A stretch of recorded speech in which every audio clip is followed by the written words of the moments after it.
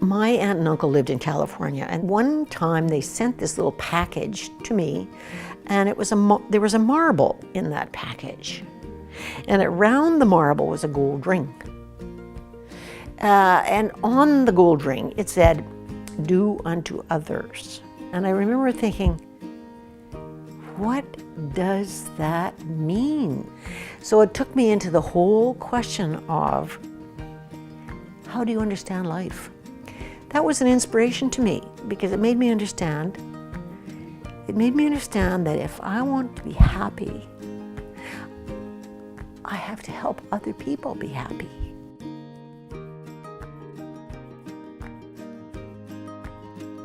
Healthcare is not playing with the full team. There's a lot more out there that can be done. So then I went looking. I went looking to see what was happening out there, who was doing what. And there were different doctors that were practicing, and they were using nutritional therapy. And sadly, they were operating under very strict circumstances. They were not allowed to do that. So that really made me realize that, you know, I think that the public should be involved in this, because the public could make a difference.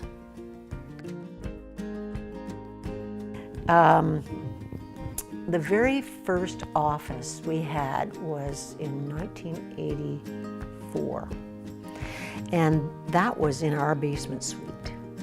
Anyhow, we also shared office space, our basement suite, with a computer programmer, and you know, we had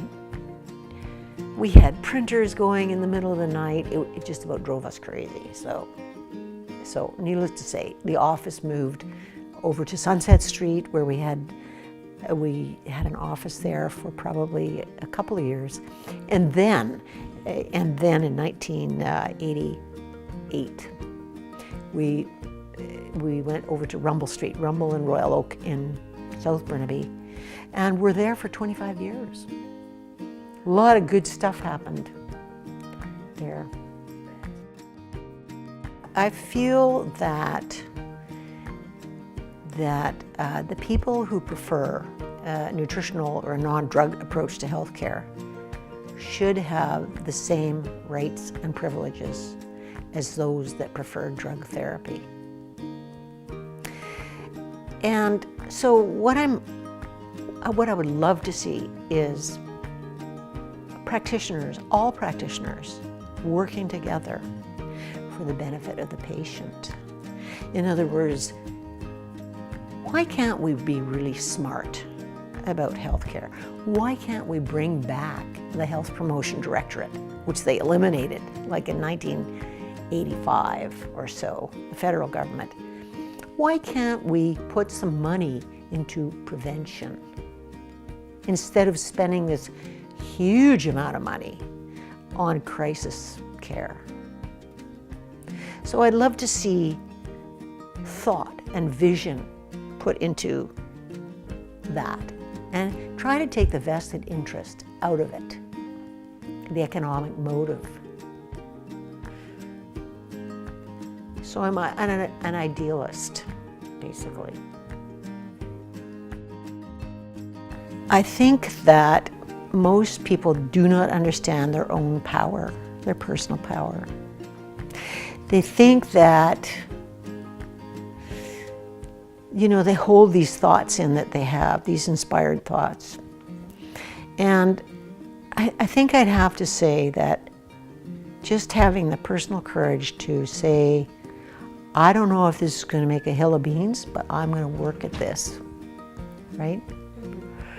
And like at the beginning of Hands, people said to me, Lorna, what are you doing?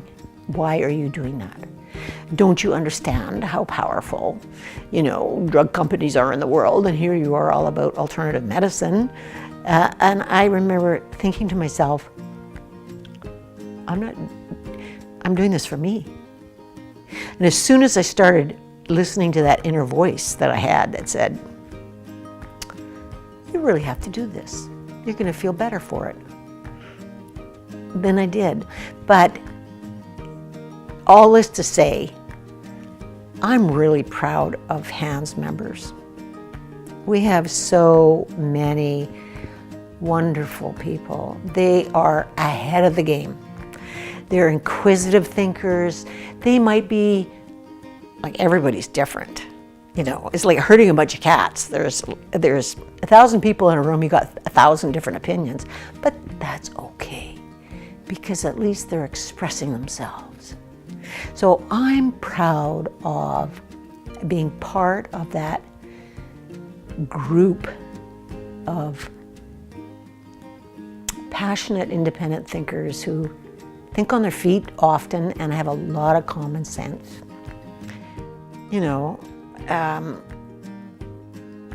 HANS has done a lot of good work in the past.